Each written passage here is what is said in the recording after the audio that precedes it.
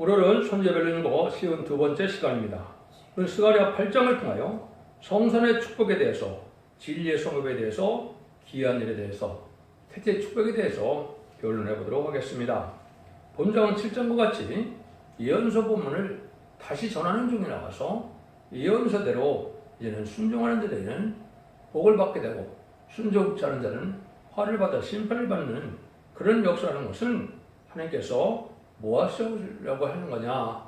결국 하나님의 택한 자들에게 어려움을 겪고 믿음을 배반치 않고 집에 순종한 자들에게 영원한 축복의 동산을 주는데, 그것이 바로 아담과 하와가 빼앗겼던 에덴 동산의 축복이고, 그것이 이 시대는 새하늘과 새 땅으로 천년왕국으로 만왕의 왕으로 오실 예수님이다 시는 그런 안식의 나라를 주는 것이 하나님의 목적이다 이 말입니다.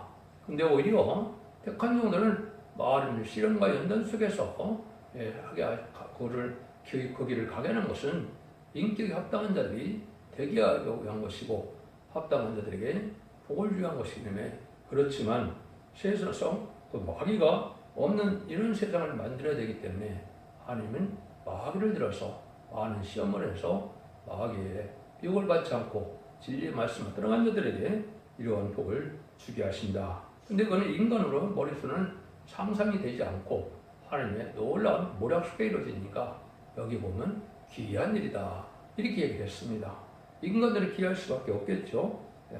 하나님이야 예전에 다 이루어지는 것이지만 인간들 알 수 없는 섭리 속에 하나님의 인도를 따르다 보면 천만이 쓰러지는 자임에도 절대적인 보험을 받았다가 남은 백성으로 완전한 과학이 없는 부족이 없는 그러한 축복의 동산을 주는 것이 하나님이 하시는 일이다. 그걸 나누게 보면 진리의 성읍이다 이렇게 또 얘기를 했었습니다. 그럼 한번 보시죠. 8장 1절에 이릅니다. 만군의 여호와의 말씀이 임하여 가로되 이르시되 만군의 여호와 말하라. 내가 시온으로 크게 질투하며 그래야 크게 분노함으로 질투하니라. 하나님께서 택한 자를 징계하는 것은 성산을 축복을 주게 한 것이지만은 이방을 들어서 이스라엘을 친 일도 있었는 것처럼 성산 축복을 해요. 시온으로 크게 싸워주는 때가 온다 이 말이죠. 이것은 하나님의 선원들에게 하나님의 상을 베풀기 위해서 지금까지는 하나님의 종들이나 기독교를 핍박하고 순교자들 많은 악의 세력들을 잠잠히 두고 보셨지만은 정한 때가 되면 하나님은 그들을 용서치 않는다 이 말입니다. 그래서 지금까지는 잠잠히 계셔서 하나님이 없다고도 그러고 하나님을 두려워하는 마음이 없는 이러한 주님의 공산당 세력과 악의 세력이 지금 득세를 했는데 하나님은 그들을 이제 용서하는 때가 온다. 그 일들은 아무리 약하고 부족해도 하나님과 함께하는 조그만 시온의 무리부터 시작된다 이 말입니다. 여러분들은 아주 화려하고 대단하게 큰 교회나 큰 정통 교회라는 사람들이 하나님이 기뻐하는 성전일 줄 알지만은 그렇지 않습니다. 알파 역사가 또 그렇게 되지 않았죠. 온전히 진리에 순종하는 자들이 진리에 바로 순종해서 하나님이 함께하면 승리하는 것이고, 아무리 세력이 크고 아는 사람이 많이 왔다 해도 하나님이 함께 해주지 않으면 그거는 막는 세력이 되는 거거든요. 그래서 이러한 일들은 시온의 물이 일으켰는데 그 시온의 물의 주체가 누구냐? 그게 인바된 10만 4천 명의 변화 성도입니다. 늦은비 성령의 7명을 임하여 받지 않고는 변화 성도가 될 수 없는 건데 어떻게 가르치고 있습니까? 후리원이 잘 믿고 있으면 어린애부터 노래내까지 후리에 들림받는다 이렇게 가르치고 있는데 그건 참으로 엉뚱한 말씀인 거고 미혹의 말인 겁니다. 그렇지 않습니다. 신앙인 중에서도 하나님의 장도의 신을 가서도 진리를 위해 싸우는데 충성가지를 대고 돌진하고 걸어갈 수 있는 이런 기존 용사 같은 그런 용사들을 모으는 때가 바로 전성자만인데, 그런 일을 거쳐서 하나님께서는 싸워주는 일이다 이게겠죠. 하나님이 함께하는 우리들은 절대적인 피해를 당치 않게 했다가 정말로 또 보호와 영과 인도가 있게 하고 환난과 재앙 심판을 해 전혀 피해를 당치 않아서 세세 죽을 누게 된다. 이 말씀을 지금 하시는 겁니다. 그래서 환난이 오는 것도 심판이 오는 것도 사랑인데 왜 사랑이냐? 복 받을 자에게는 사랑이고 화 받을 자에게는 이제 어떻게 되면 저주가 되는 거지요. 그것은 어차피 진리 앞에 순종한 자들이 하나님의 백성들도 하나님의 종이 되는 것이지, 의식적이고 형식적으로 살아가는 그런 종교 행위에 갖고는 하나님의 백성이다 이렇게 볼 수 없는 거죠. 그래서 여러분들 이런 일을 하는 것을 이제 어디서 정확히 또 얘기를 했습니까? 나홈서에서 말씀하셨죠. 나홈서라는 것은 이 세상에 악의 공산당이 막는 때가 오는데 그때가 심판 때인데 그때 하나님이 어떻게 하실 것이냐 이렇게 말씀하셨어요. 여호와는 투기하시며 보복하시는 하나님이시라. 여호와는 보복하시며 진노하시되 자기를 거스르는 자에게 보복하시며 자기를 대적하는 자에게 진노를 품으시며 여호와는 모압을 더디하시며 권능이 크시며 죄인을 결코 사하지 아니하시느니라. 여호와의 길은 해리바람과 광풍에 있고 구름은 그 발에 티끌이로다. 이렇게 말씀하시는데요. 나홈서 1장 2절 3절인데요. 이게 바로 이제 인간 동안에 악의 세계는 공산당을 심판할 때 하나님이 이렇게 질투하신다고 그랬죠. 보복하신다고 그랬죠. 하나님의 대적이 된 사람들은 살아날 수 없다는 거죠. 여기 끝장나는 것이 이제 결국은 아마겟돈 전쟁이죠. 아마겟돈에서는 악인같이 한 명도 살아남지 못하는 것이 하나님의 방법이다. 지금은 아담과에게 이제 에덴권의 축복을 받을 만한 자격이 있는가 시험에 대해서 가장 강력한 뱀을 창조했죠. 근데 아담과 하와가 그거를 졌기 때문에 어떻게 했습니까? 에덴권을 뺏겼죠.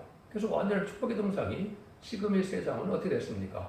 재앙과 저주가 많이 내려서 살기 힘든 때가 되었죠. 이럴 때 이제 마귀의 세상을 다시 없이하고 이제 하나님께서 다시 에덴 동안을 축복을 다시 찾아주게 한 것이 기독교의 역사다 이 말입니다. 그게 근본적으로 교회에 될 목적이고 주님이 오신 목적이고 지금까지 많은 선지와 사도를 통하여 피를 쳐낸 목적인데 그 일들을 다 이루어질 때가 바로 마지막 환일에 1300년 만에 알고 모를 때다. 이렇게 여러분이 깨달으셔야 됩니다. 그래서 이제는 뭐예요? 그 성읍은 진리의 성읍이다. 3절입니다. 나 여호와가 말하노라 내가 시온에 들어왔음즉 예루살렘 가운데 거하리니 예루살렘은 진리의 성읍이라 일컫겠고 만군의 여호와의 사는 성산이라 일컫게 되리라. 한때는 하나님이 떠나는 그러한 실수한 자리까지도 갈 수는 있지만 하나님이 이제는 시온한 뿌리를 통하여 완전한 함께하는 임마누엘의 역사라고 그랬죠. 임마누엘 역사가 실제 시작되는 것이고 시온의 은혜가 시작되는 것이죠. 시온의 머리는 다윗과 함께한 종들, 사람들을 통하여 결국 다윗 왕국을 이루었던 것처럼 인간 중에 다윗과 같은 종이 나타나서 왕국권을 할 때 하나님이 싸워주고 시온 성처럼 함께 해주심으로 승리하게 된다. 그래서 마귀의 세상이 없고 그다음에 뭐예요? 진리성입니다. 진리를 알지 못하는 자는 없다 이 말이죠. 예언서 계시를 알지 못하면 새 시대는 갈 수 없는 겁니다. 그러면 예언서 계시를 배워도 되고 안 배워도 되고 이게 아닙니다. 반드시 알고 지켜야만 갈 수 있는 곳이기 때문에 거기를 진리의 성읍이다 이렇게 얘기하죠. 그래서 마음으로 여호와의 사는 성산이라고 일컫게 되리라. 하나님이 나타나서 말씀을 주시고 역사는 산이 이제는 성산이 되는 것이죠. 그래서 새 시대 전체가 성산일 수도 있고 하나님이 나타나서 말씀도 주고 응답도 주는 것이 성산도 될 수 있고 그런 것이죠. 그래서 하나님이 이러한 일들을 하는 것이 바로 설의 성경을 통하여 심판하고 새 시대를 복구하는 일이다. 그래서 여기도 이자 11장에서도 보면 9절에 나의 거룩한 산 모든 곳에서 해암도 없고 성암도 없고 없으니 이는 물이 바다를 덮은 것 같이 여호와를 아는 지식이 세상에 충만할 것이니라. 그러니까 여호와를 아는 자만 세상에 충만하게 된다 이 말입니다. 그 다음에는 하박국 2장 10절에 보면 물이 바다를 덮은 것 같이 여호와 영광을 인정하는 것이 세상에 가득하리라 이렇게 나왔죠. 그래서 하나님의 영광, 천지를 창조하신 천지의 대주 되신 하나님의 영광이 나타나는 곳이 바로 새 시대다. 지금 하나님 없다는 우리들이 이제는 갈 수 없는 곳이다. 이렇게 볼 수 있는 것이죠. 그래서 이사야 60장 10절에서는 그를 여호와의 성읍이다. 이렇게 얘기를 했습니다. 하나님을 잘 섬기고 하나님의 말씀인 예언서기를 순종해서 가는 곳이기 때문에 여호와의 성읍이에요. 지금까지는 예수 믿고 중생받아서 어딜 갑니까? 새 시대 가는 게 아니라 낙원에 가는 거죠. 낙원에 가니까 천국 시민권을 받는 거니까 이것은 죽어서 구원받는 역사를 뜻한 것이고, 그런데 이제는 새 시대 가는 것은 죽지 않고 새 시대 가고 죽을 아프지 않고 죄를 영접하는 자들이 남은 종 남은 백성이 되어서 완전히 진리의 성읍으로 가게 된다. 그것은 여호와의 성읍이다. 이렇게 말씀하셨다 이 말입니다. 이런 일들이 이루어진다 이 말이죠. 근데 여기는 어떠한 곳이냐? 4절 5절입니다. 망울의 여호와가 말하노라 예루살렘 거리 길거리에 늙은 지아비와 늙은 지어미가 다시는 없을 것이라. 다 나이 다시 안 될 것이라.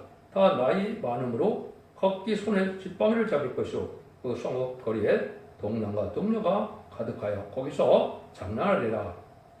이때는 택한 백성이 징을 모르는 장색 축복을 주신다 이 말이죠. 여러분들 장세기에 보면 부두세례는 929살을 살았죠. 그럼 뭘 예표했을까요? 앞으로 3년간 동안에 살 수 있는 능력이 있음을 보여준 것이죠. 죄를 져서 이제 타락이 돼서 점점 이러한 인간성이 짧아진 거죠. 그런데 이것이 이제 다시 원죄를 해결받음으로 이제 죽지 않는 그런 성읍이다. 여기 보면 이제는 많은 사람들이 있고 여기 동남 동료들이 많다고 그랬죠. 그런데 이것을 이사 65장에서는 뭐라 그래요? 나무에 수확한 것 같다 이렇게 얘기했죠. 이사 65장 2절에 보면 나무에 수확한 것 같다.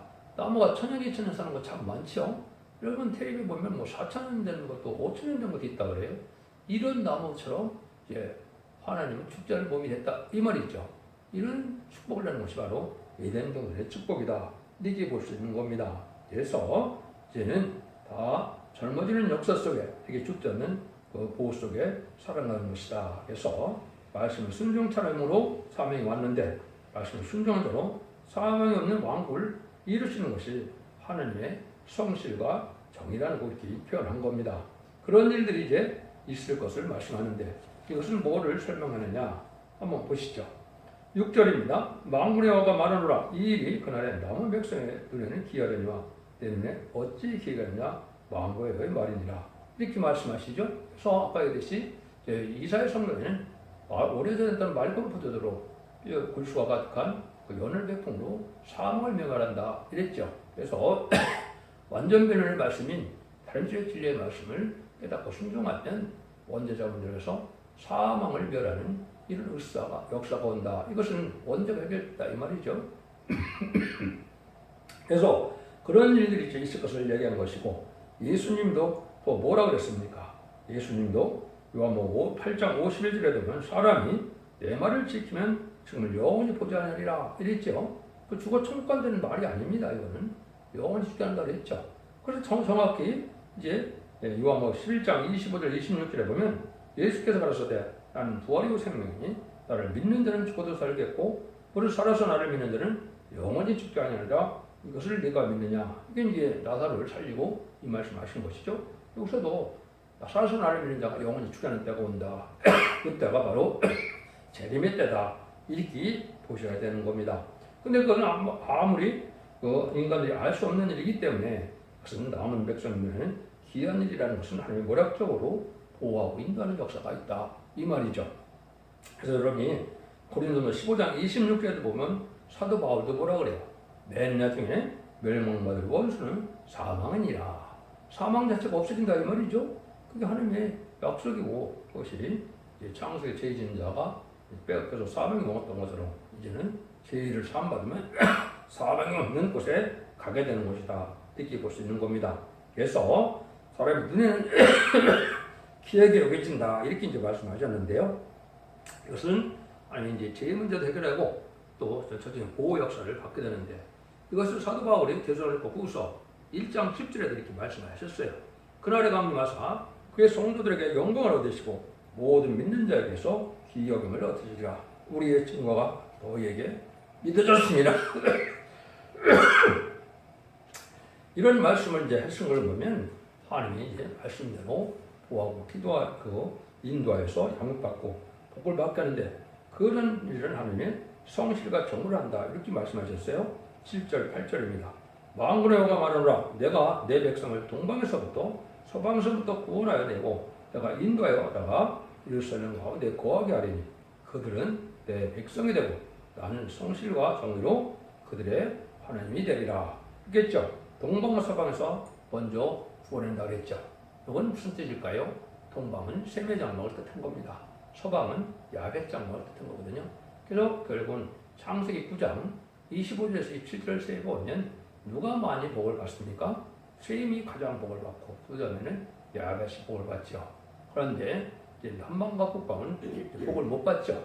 남방은 아프리카 족속을 뜻했고 북방은 공산당 세력을 뜻했는데 에이설 족속이고 이런 자들은 또 함의 족속이고 이런 자는 복을 못 받는다 이 말이죠.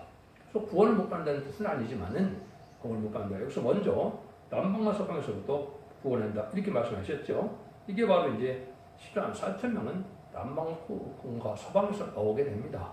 이런 자들이 이제 새시대 주역이 돼서 새 지도자로 가는 것이고 그것이 왕권이라고 표현되는 거죠. 근데 그런 일들은 다 뭐예요? 성실과 정의로만 그대로 하나님이 된다는 것은 하나님께서 예언하신 말씀대로 그대로만 된다 이 말입니다. 성경에 없는 것이 되는 게 아니고 성경에 있는 대로 된다 이 말이거든요. 하나님께서는 말씀대로만 역사하시는 분이시다. 절대 거짓이 없고 진실하신 하나님께서는 말씀대로 역사하신다. 이렇게 보셔야 되는 거죠. 이같이 완전한 왕국의 축복을 받게 되는 것은 하나님 말씀대로 하는 거기 때문에 말씀대로 축복을 받으려면 말씀을 지켜 순종하는 게 있어야 되겠죠. 그것이 바로 이제 계시록 1장 3절에 예언의 말씀을 읽고 듣고 지키는 자가 복이 있다 그러죠. 그 복이 뭘까요? 첫 번째는 제레미야를 영접받는 복이에요. 두 번째는 원죄자분들 해결받는 복이요. 세 번째는 그대 왕권과 백성으로 새 시대에 가는 복을 받게 된다 이 말입니다. 그래서 이 연속의식을 같이 배우셔야 모든 것들이 하나님의 섭리대로 되는 것을 알게 되고 그걸 믿는 것이 하나님의 참다운 시온의 우리가 될 것이다. 이렇게 볼 수가 있는 겁니다. 그래서 12절입니다. 만군의 여호와가 말하노라. 만군의 여호와의 집이 곧 전을 건축하고 그 지대를 쌓던 날에 이러한 선지자들의 입의 말을 이때 듣는 너희는 서로를 경고할지어다. 그날 전에 사람도 상을 얻지 못하였고 짐승도 상을 받지 못하였으며 사람이 대적을 인하여 출입에 평안치 못하였었나니 이는 내가 불사람으로 서로 치게 하였으며 만군의 여호와가 말하는 이제는 내가 이 남은 백성을 대하기를 전과 같이 아니할 것인즉 곧 평안한 수를 얻을 것이다. 포도나무가 열매를 맺으며 땅이 산물을 내며 하늘은 이슬을 내리니 내가 이 남은 백성으로 이 모든 것을 누리게 하리라. 지금은 하나님의 백성이라도 많은 굴곡에 처한 자도 있고 어려움을 겪는 이 세상이죠. 근데 이제 새 시대의 축복은 완전한 축복이고 부족함이 없는 축복이다. 이 말씀을 하는데 여기서 말씀하시고 있는 뜻은 뭘까요? 거기 여호와의 성전의 지대를 쌓던 날에 여호와 입의 말이라 이런 말을 했죠. 선지자의 말이라고 그랬죠. 여러분들이 선지자가 어떻게 쓰여졌습니까? 북이스라엘 망할 때와 남유다가 망할 때 쓰여진 것입니다. 그래서 이것은 인간적 말에 그런 것이 망할 때 또 선지자들 말씀대로 이루어져서 남는 백성으로 회복되는 것이 바벨론 뿔에서 들어와서 이스라엘을 회복하고 성을 복구하는 역사를 그렇게 인간으로 되어질 일을 보여준 거거든요. 그럼 그때 예언서가 다 17권의 예언서가 써야겠죠. 그 예언서대로만 다 이루어진다 이 말입니다. 이걸 또 세마를 잡아갖고 자기가 다 이거를 그 시대에 쓴 것처럼 얘기를 하면 되지 않는 거죠. 그래서 이것은 또 물론 이제 학계서 2장 18절에 보면 그 성전들을 쌓던 날이 나오죠. 인간정간에 애굽 땅 중앙제단에 새로운 말씀의 비밀을 가르쳐주는 제단이 나오는데 그 날을 생각한 것, 그 날을 말씀하는 것이 아니고 이것은 구약 때처럼 예언서 계시록이 다 하루의 예언의 말씀을 쓰여진 거니까 그 말씀을 순종하는 것이 복받는 길이다 이 말입니다. 그래서 여러분들이 하나님께서 하시고 있는 말씀을 잘 받아들여야 되는데 자기들이 유리하게만 성경을 해석을 하면 하나님의 뜻을 해석하는 게 아니죠. 여러분들은 예언서 계시록이 다 하나님의 엄중한 말씀이고 그 말씀대로 이루어진다 이렇게 믿어야 정상입니다. 특정 교단이나 특정 교파처럼 자기 말을 믿어 만드는 것처럼 생각하는 것은 그건 성경적인 해석이 아니고 아직과 고려다 이렇게 고집이다 이렇게 볼 수 있죠. 그래서 하나님의 말씀을 잘 순종하는 자들이 복을 받는다. 그래서 예언서 계시록을 하면 누구의 해석이 옳은 거냐 이게 가장 큰 문제겠죠. 교단과 교파가 되는 것이 아니고 하나님 예정하신 종이 자신의 사명자로서 첫백의 사자로서 나오는 그 종에게는 완전정과 모든 예언서를 하나님 뜻대로 해석할 수 있는 능력을 주거든요. 마치 다니엘이 제 측면 같아서 하늘을 정확히 분별해 나가고 있었죠. 그런 종이 나타나는 것과 마찬가지다 이 말입니다. 그래서 그 종이 전하는 말씀을 뭐라 그런다고요? 진리의 심판의 다름질이다. 이게 최종 변론은 천선만에 예언할 정도는 것이고 그리고 11장 3절에 1260동안 예언하리라고 그랬죠. 그 말씀을 하는 겁니다. 그 말씀에 순종하야만 새 시대를 갈 수 있다. 이런 말씀을 받아들여야 이것을 정확히 깨달은 것이다. 이 말입니다. 13절입니다. 유다 족속아 이스라엘 족속아 너희가 이방 가운데서 저주가 되었으나 이는 내가 너희를 구원하여 너희로 축복되게 하리니 두려워 말지니 손을 경고할지어다. 오늘은 이제 새시대 축복을 주는 것을 말씀하셨다 이 말이에요. 그래서 완전한 축복의 동산에 가서 이제 어려움으로 출산하는 것도 아니고 이제 곡식이나 과일도 저절로 잘 열리고 그래서 지금 편안한 추수해서 복된 걸 받게 된다 이 말이죠. 이걸 받으려면 이제 뭐라 그래요? 그 축복이 되는데 두려워 말지니라는 말씀하시죠? 왜 두려워할까요? 오늘 심판 환란장이 올 때가 있다. 지금 이제 재난의 때죠. 심판의 때가 왔기 때문에 지금 세상에 참 두려운 일이 많죠. 이때 하나님의 말씀을 굳건히 잘 잡고 다른 말씀을 잘 잡은 사람들은 하나님의 절대적인 보호와 인도함을 받는다 이 말입니다. 그래서 그것은 마침 제가 보기에는 다니엘서 그래서 이제 다니엘은 사자굴에 빠졌는데도 전혀 상처 안 났죠. 그럼 뭘 뜻하느냐? 신앙의 절기를 지키고 하는 사람들은 바로 북방 환란이 와도 하나님을 보호해준다는 그런 뜻이고 세 친구는 어떻게 했습니까? 풀무불에 빠져도 그러면 그 머리털 하나 상처 났다고 그랬죠. 이건 바로 뭐예요? 심판 환란장에 핵무기가 터진다더라도 그 머리털 하나, 옷 하나 상하지 않고 보험을 받는다 이 말이거든요. 이런 일들을 하게 되니까 여기서도 이제 큰 손을 경고할지니라고 했죠. 그건 그 다림줄을 굳건히 잡고 말씀대로 역선 하나님을 향하여 변찮는 믿음을 가졌을 때 그러한 축복을 받게 된다 이 말입니다. 성경은 말씀에 순종하면 진리에 순종하면 복이고 진리에 순종치 않으면 바다. 이게 기본적인 진리의 역사입니다. 여러분들 말씀을 짓게 행하는 것이 없는데 내가 기독교의 훌륭한 신앙이라고 생각해서는 안 된다 이 말이죠. 10절에서 17절입니다. 만군의 여호와가 말하노라 전에 너희 열조가 나의 눈을 격발할 때 내가 그들에게 재앙을 내리기로 뜻하고 뒤치지 아니하였으나 이제 내가 예루살렘과 유다 족속에게 은혜를 베풀기로 뜻하였나니 너희는 두려워 말지니라. 너희가 행할 일은 이러하니라. 너희는 각기 이웃으로 더불어 진실을 말하며 너희 성문에서 신실하고 화평한 재판을 베풀고 신중에서 서로 해하기를 도모하지 말며 거짓 맹세를 좋아하지 말라. 이 모든 일은 나의 미워하는 것임이니라. 나 여호와의 말이니라. 이렇게 되어 있죠. 그래서 이것은 진노 심판을 낼 때 하나님께서는 은혜를 베풀기를 원하는데 화평과 사랑을 쌓기를 원하시기 때문에 이때 뜻을 들여서 회개하고 돌아오라 이 말입니다. 그래서 하나님은 사랑의 하나님이기 때문에 회개하고 돌아온 자들은 버리지 않으셨습니다. 이렇게 볼 수 있는 거죠.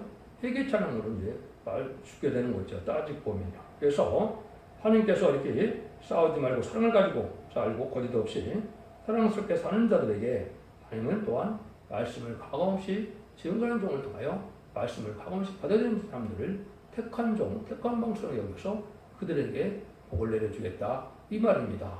여러분들이 하나님의 말씀에 순종하는 것처럼 하나님을 경외하는 방법은 없는 겁니다. 그래서 하나님의 말씀을 있는 그대로 본분 그대로 다 지켜 순종하고자 하는 이런 마음이 있는 자들이 알곡이 돼서 복을 받게 된다 이 말이거든요. 18절 19절입니다. 만군의 여호와의 말씀이 내게 임하여 이르시되 만군의 여호와가 말하노라 4월의 금식과 5월의 금식과 7월의 금식과 10월의 금식이 변하여 유다 족속의 기쁨과 즐거움과 희락과 절기가 되니 오직 너희는 진실과 화평을 사랑할지니라 이렇게 되어 있죠. 그래서 많은 이 고통을 당했던 데를 기억해서 많은 성회들을 열고 있죠. 우리나라를 본다면 뭐 3.1절 성회나 6.25 성회나 광복절이나 뭐 여러 가지로 하는 것처럼 유대인들도 바벨론 포로에서도 어떻게 했습니까? 그거에 이제 신사한탄을 하면서 울고불고 많이 부르짖어서 성회를 많이 했죠. 근데 하나님이 그 성회를 왜 안 받아들였다고 그랬습니까? 진리에 순종하는 일이 없기 때문에 안 받아들였다. 그렇게 말씀하시거든요. 그러면 울고불고 기도를 해도 진리에 순종하면서 울고 기도해야 희귀가 되는 것이지. 진리 말씀은 다 지켜치고 그냥 인간으로 거룩한 성회나 거룩한 예배만 드리는 사람이 받아주는 건 아니다. 이 말입니다. 그래서 마음이 먼저 하나님 앞에 순종하는 자들이 돼야 그런 일로 해서 이제 하나님은 복을 받게 하는 것이고 그런 응답이 이제 마귀를 희귀하고 보호받게 하고 제 축복까지 이루게 하는 것이 하나님이 하신 일이다. 지난주에는 축복의 중에서도 금식의 축복에 대해서 말씀을 드렸죠. 이사 58장에 보면 특별히 금식이 상달되는 금식이 있고 연락되지 않는 금식이 있다고 그랬죠. 완악고 강박하면서 남을 정죄하고 강박한 마음으로 살면서 금식해야 하나님은 받지 않는 것이고, 남의 멍해를 느껴주고 그들과 자비로 형제의 고력을 또 돌봐주고, 이런 삶을 사는 자들이 금식할 때 하나님은 물된 동성과 같은 셋째 축복을 준다고 그랬죠. 하나님께서는 삶 자체가 변화도 없이 정규진 행으로 꾸며주는 것이 하나님을 명백히 말씀하는 것이죠. 여러분들이 그걸 잘 생각하셔야 된다 이 말입니다. 이때가 되면 이제 신나는 때가 오는데 이것이 아마 전산전만이라 볼 수 있습니다. 만군의 여호와가 말하노라. 그 후에 여러 백성과 많은 성읍의 고민이 올 것이라. 이 성읍 고민이 저 성읍에 가서 이르기를 우리가 속히 가서 왕의 여호와를 찾고 여호와께 은혜를 구하자 할 것이며, 나도 가겠노라 하겠으며, 많은 백성과 강대한 나들이 예루살렘을 와서 왕의 여호와를 찾고 여호와께 은혜를 구하리라. 여러분들 이걸 잘못 해석해갖고 지금 뭐라고 하니까 육족 유대인들로 이제 다시 역사가 나타나서 육족 유대인들을 다 따라간다 이렇게 얘기했죠. 그건 잘못된 것입니다. 지금은 이스라엘이나 야곱이 바로 뭐라고요? 예수 믿고 중생받았어야 아브라함의 자손이고 이스라엘이다 이 말입니다. 예수 믿지 않는데 무슨 택한 백성이라고 볼 수 있습니까? 예수를 믿어야 택한 백성입니다. 근데 유대인들이 예수를 안 믿죠? 이걸 뭘 뜻해요? 인간의 선조가인 화왕국을 뜻한 겁니다. 건축자의 분들이 보통의 뚫린 머리들이 되었나니 말씀을 그렇게 하셨죠. 심판대 역사는 그 나라는 유대인이 아니다 이 말입니다. 인간론의 동방 역사를 동방 땅끝에 해돋는 날에서 이루어지는 나라인데 그 선지국가 한국이다 이 말입니다. 이 말시아 공전에서 천상명령이 되면 온 세상 사람들이 한국으로 이제는 올 때가 온다 이 말이죠. 그래서 2만 10만 4천 명이 다 이루어지게 되고 능히 실습놀이가 복받게 되는 역사가 오는 겁니다. 이거는 분명히 한국의 첫대교의 사명자, 다시의 사명자, 말세의 사명자들을 뜻한 것이고, 이것을 정확히 그렇게 깨달아야 되는데 제3성전에서 손잡고 양잡는 제단을 기다리는 어리석은 인간들이 지금 기독교죠. 그게 말이 안 되는 거죠. 주님께서는 영원한 제사를 드렸는데요. 23절입니다. 망우라고 말하노라. 그날의 방언이라는 열국 백성 10명이 그들은 하나의 오십자락을 잡을 것이다. 붙잡고 말하기를 하나님 너와 함께 하심을 들었나니 우리가 너와 함께 가려하노라 하리라 하시니라. 이렇게 이제 그것이 아까도 말씀드린 것처럼 육적 유대인이 아니고 인간의 선지자인 한국이 사명자가 나오기 때문에 한국 중심으로 이렇게 다 보여든다. 그것이 이사 62장에 보면 뿔려 헵시라의 비밀이죠. 우리나라에 장가들 나온다 그렇게 돼 있죠. 결혼 안 받는다 그랬죠. 그런 식으로 한국에 은가금을 싣고 다 와서 한국에 복을 받으려고 하는 사람들이 많이 나온다. 이사 60장도 그렇죠. 열방의 세월이 들어오는 때가 온다 그랬는데 이것이 바로 여기서 말하는 것처럼 유대인들을 다 따라가는데 그 유대인은 바로 한국의 사명자다. 이렇게 보셔야 성경을 바로 깨달은 거다 이 말입니다. 이런 일들이 하나님 앞에 이루어질 것이다. 그걸 여러분이 잘 깨달으시고, 진리의 말씀은 시대적인 때가 왔기 때문에 옛날 2007년에 써있지만 이 시대에 맞는 설교를 해야 그 살아있는 설교가 되는 겁니다. 그래서 유대인 중심으로 설교라는 것은 성경 지식을 많이 하는 것 같지만 전혀 잘못된 방향이다. 인간 종말의 역사는 바로 성경이 인간 종말을 중심으로 쓴 것이고, 이것은 한국 중심인 이런 늦게 동방 역사, 세일 역사, 또 심판 역사는 다른 나라에서 이루어진다는 것처럼 한국의 역사를 뜻하는 것이다. 이거를 깨닫는 것이 중요하다. 이렇게 볼 수 있는 겁니다. 하나님께서 성산의 축복을 주시는 일은 하나님의 택한 자를 위하여 싸워주시는데 과거 잘못을 용서하고 들을 주께서 이제는 돌아온 자를 통하여 남은 정당 백성으로 새 시대를 이루게 돼서 죽임이 없는 축복의 동산이 이루어진다. 이것이 결론적인 말씀이다. 이 말입니다. 예수 믿고 중물량 받아서 영원만한 것으로 끝을 받는 것이 아니고 죄문제가 올 때는 원죄자문제 해결받기 위해서 죽지 곳에 시작하고 죽음을 아프지 않고 피를 정전하여 남은 백성이 새 시대의 축복을 누리는 것이 하나님의 마지막 사랑의 역사를 믿으시고 이 시대에 사랑의 방주, 은혜의 방주, 우리의 방주, 첫대 기별을 듣고 순종함으로 자선 만대의 축복을 누리는 복된 종들과 성들의 다 되시기를 예수님으로 간절히 축원드립니다. 아멘.